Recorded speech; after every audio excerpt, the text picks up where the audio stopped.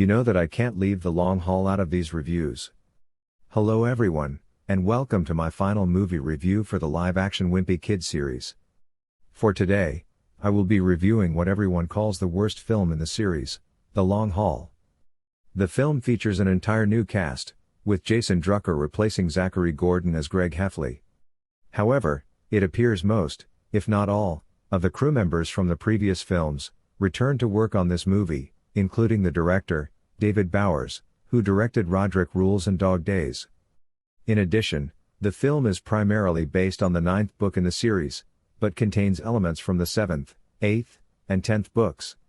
I never understood why they made this jump, but oh well. The film was released in May of 2017, and I was 17 years old at the time. Unlike the previous 3 films, I did not end up seeing it in theaters, and I would watch it online months later. Now, please hear me out. Do I think this is the worst movie in the live-action series? Yes. There is no doubting that. However, and this is a big however, do I think it's an awful movie? No. To me, it felt like there were a lot of elements from the previous films that were carried over, so it did have the feel of the previous movies in some parts. Despite that, it really was the weaker film, and there were quite a bit of elements that I didn't like about it. I personally did not mind much of the new cast, but I didn't really like the characterization of the mother, Susan, played by Alicia Silverstone.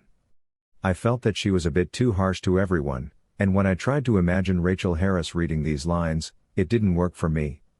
I thought the characterization of Susan with Rachel Harris was done a lot better compared to Alicia Silverstone. That is really the only gripe I have with the characters and cast. I didn't mind Charlie Wright as Roderick, but I know a lot of people did not like him, especially with the hashtag #NotMyRoderick trending.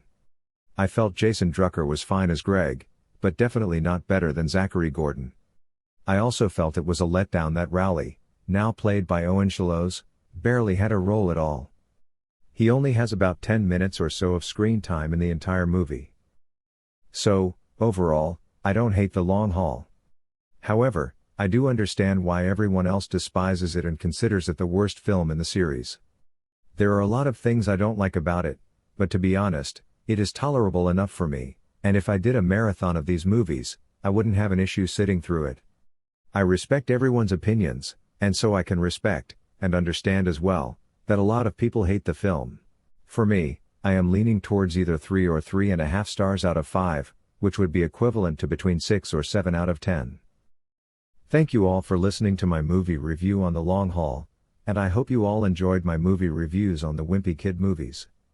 Stay tuned for more movie reviews coming soon.